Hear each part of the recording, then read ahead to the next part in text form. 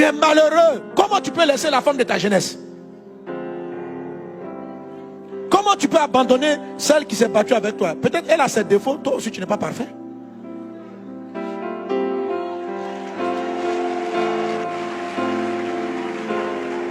Malheureux, malheureux, malheureux. Tu es pauvre, tu es pauvre. Tu vas mal finir. Tu meurs comme ça, tu vas en enfer. Parce que Dieu ne va pas suivre ton ingratitude là. Et tu vas mourir. Quelle que soit la beauté de ton cercueil, les gens n'ont qu'à faire, on n'a qu'à sortir des ouvrages sur toi.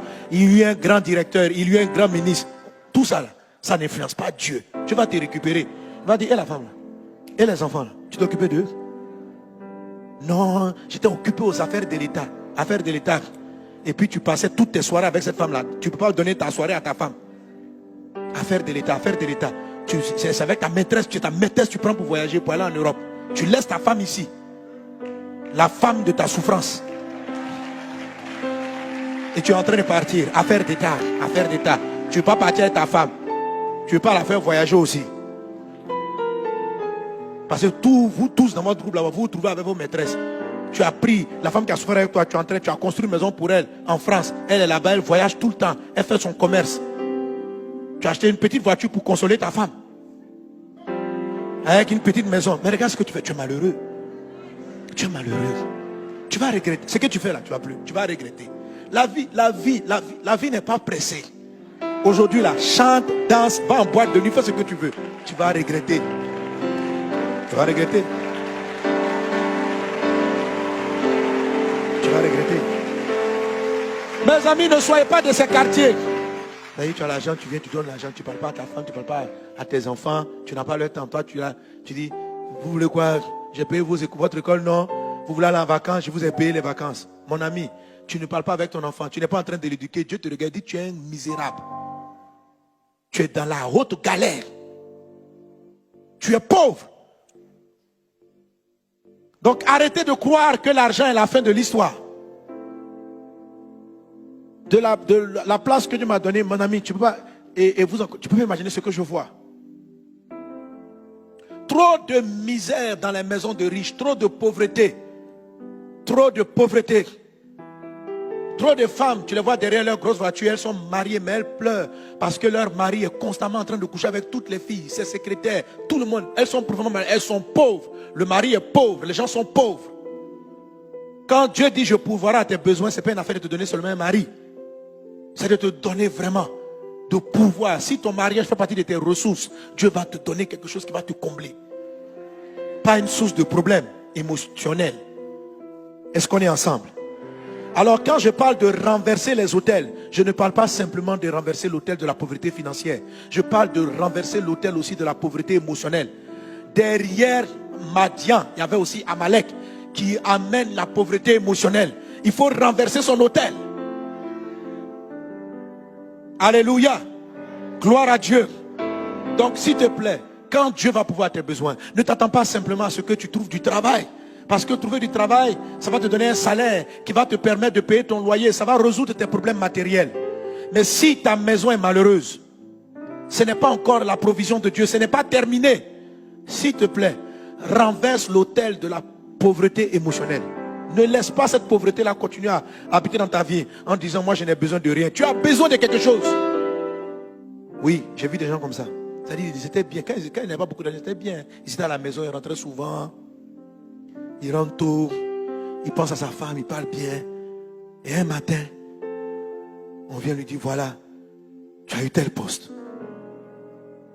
Premier mois, la femme est contente. Deuxième, troisième, il voit l'argent, il est dans les voyages, il voit les filles de côté, tout ça. Il y a plein de gens comme ça. Il y a un monsieur dernièrement, la femme est venue nous voir. Elle dit, mon mari dit, qui c'est fini. Il a fait notre maison avec une maîtresse, il va virer sa femme. Il va virer sa femme. Il dit, moi, je vous laisse dans la maison. Je ne vous chasse pas de ma maison. Je vous laisse là-bas. Tu gardes les enfants. Je vais amener l'argent. Tu vas payer l'école. Chaque mois, je vais m'occuper de vous. Mais on ne peut plus vivre ensemble. Quelle pauvreté. Je parle à quelqu'un. Si tu me suis et tu agis comme ça, tu es pauvre. Tu es malheureux. Tu es malheureux. Tu es malheureux. Ta vie va mal finir. Non, je te dis la vérité, tu vas mal finir. Ça dit que quand tu vas finir dans ta vieillesse, tu vas voir ce que tes enfants vont te faire. Tu vas voir ce qu'ils vont te rendre. Tu es malheureux. Tu crois que ton argent là, ça va je parle à quelqu'un, ça va te conduire où? Tu as l'argent, tu as construit des maisons. Et puis quoi? Tu es constamment en train de frapper ta femme. Les gens sont en train de pleurer dans ta maison. Tes enfants sont dans la drogue. Et puis quoi? Parce que tu as 4 voitures, tu roules, tout le monde t'apprécie. Qu'est-ce que tu as? Tu crois que c'est ça on n'a jamais vu sur la terre? Mais tu es malheureux. Tu es malheureux. Tu es content de ton poste. Tu es là. On m'a nommé, je suis DG, je suis ministre. J'ai des gros salaires. J'ai des maisons ici, j'ai des maisons en France. Mais on s'en fout. Le monde s'en fout. Alors vous savez, quand je vais donc renverser, quand je parle de renverser l'autel de pauvreté, moi je m'attaque l'autel de pauvreté à ce qui va te rendre pauvre émotionnellement. Parce que ton comportement, c'est de la misère émotionnelle. C'est de la misère que tu envoies dans ta famille. C'est des gens que tu rends malheureux. Et toi tu es assis avec des boissons, tout ça, il faut que tu changes. Parce que tu as pris la mauvaise route. Tu as pris la mauvaise voie. Ce monde-là, on le quitte tôt ou tard. Donc, demain va arriver, frère. Demain va arriver.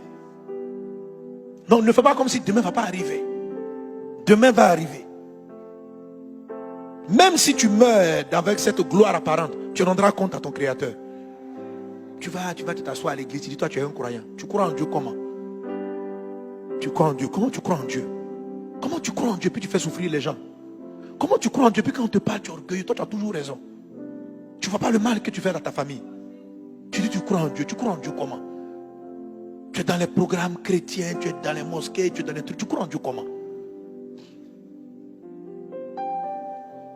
Ta fausse piété là. Arrête de faire tes prières. Si c'est pour croire en Dieu et puis continuer à faire ton comportement bizarre, c'est mieux de dire que tu as prié Satan en même temps.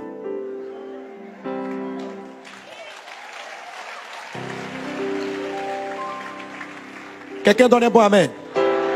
Non, je dis ça parce que mon message là, quand on va couper ma main sur internet, ça va pas plaire à des gens. Il y en a qui ne vont pas aimer. Il sait qu'il y a beaucoup de femmes qui vont couper et puis envoyer ça à leur mari. Il faut écouter parce que ça me goûte aujourd'hui.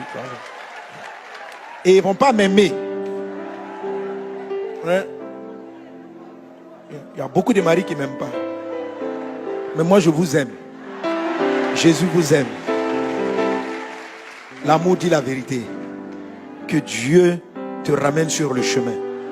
Renverse les autels. Alléluia. Alléluia. Comment quelqu'un peut être appauvri par des démons? Il y a des personnes, par exemple, l'esprit qui les appauvrit, c'est l'alcool. L'alcool. Dès qu'ils ont un salaire, le démon là arrive.